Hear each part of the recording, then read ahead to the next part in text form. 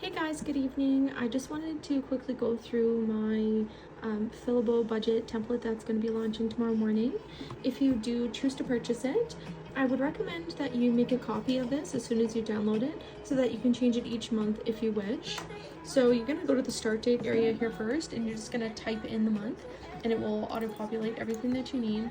So even if you delete this and you just type in August 1, it's going to populate it there for you. So this area here, the cash flow summary area, you're going to keep these all as is. So you have your starting balance that was in your account before you began, income, expenses, savings, debt, bills. So if you change any of these columns, it's going to repopulate this. So say if we change this to 1500, see how the number changed there. And it's also going to change your dashboard at the top. So we have income, bills, expenses, debt, and savings. So it'll tell you what you have left to spend, and that will change as you input your information. So even if we remove that back to what it was, see the number goes back to what you have left to spend. Then it's going to give you a pie chart once you start plugging in your information. So the income summary is going to be over here.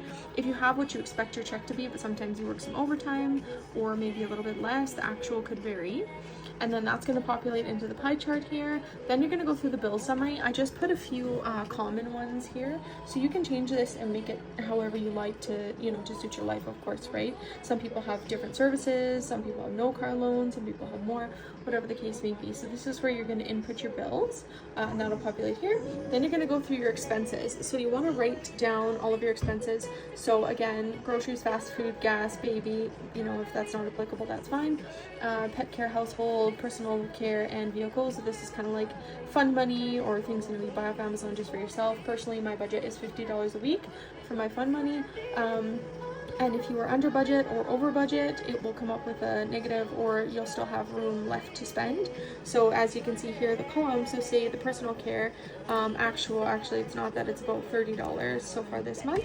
So you can see, then it pops in there, I have $170 left to spend. Or if you're over budget, I usually budget nothing for fast food, but yeah, well, I did go on a road trip with my nephew, so even for me, we're over budget on the fast food a little bit. But you can adjust this, of course, based on your own lifestyle, and that will populate into this bar here.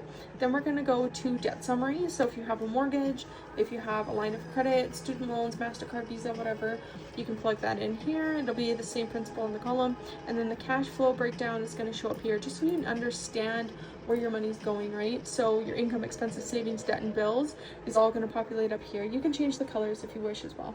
Then down in savings, we should always have a $1,000 emergency fund, always saved up somewhere. That's just a fund that you do not touch, preferably cash if possible, stocks, and then you can again add here however you like. Then we're going to scroll down. So this section, the expense tracker, is going to coordinate with the expense summary up here, right? So say you actually have daycare. Let's just pop in daycare here, right?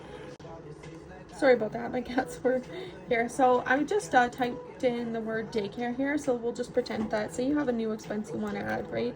So say you have daycare and your budget is $300 a month. But it was a little bit less, it came in a little bit less, okay? So it ended up being $280. There you go, as you can see, right? Or say $260, that number will change, right? So you have $40 left over.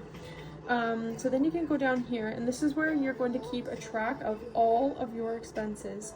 So this means itemized, and I suggest doing this. Of course, you don't have to, but it really helps you do some reflection on, like, was this necessary or not, right? So previous months, even when Goldie was a little bit younger, I was, getting her clothes and sleepers, and it was summer, and I just had to do a little reevaluation to say, like, could I have got this secondhand?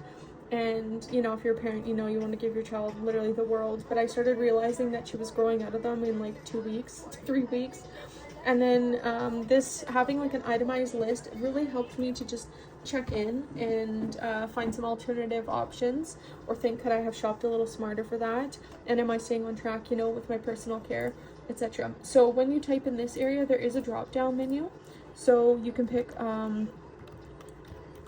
as we're going to say, daycare. And so it'll come up there, and then you can type it in here, right? So we'll say 380.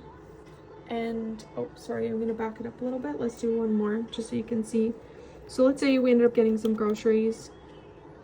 sorry. See, it started populating it there. And if you click this drop down menu, it's going to show all the things you had listed before, like up above in your expense breakdown. So here is everything. So if you want to add something, right, like I didn't have daycare in the template, but here you added it here, and that's perfectly fine. So let's say, you know, we went for fast food. We went to Timmy's. It was $12. Whatever, you can type in Timmy's here if you want, just to kind of give yourself a reference.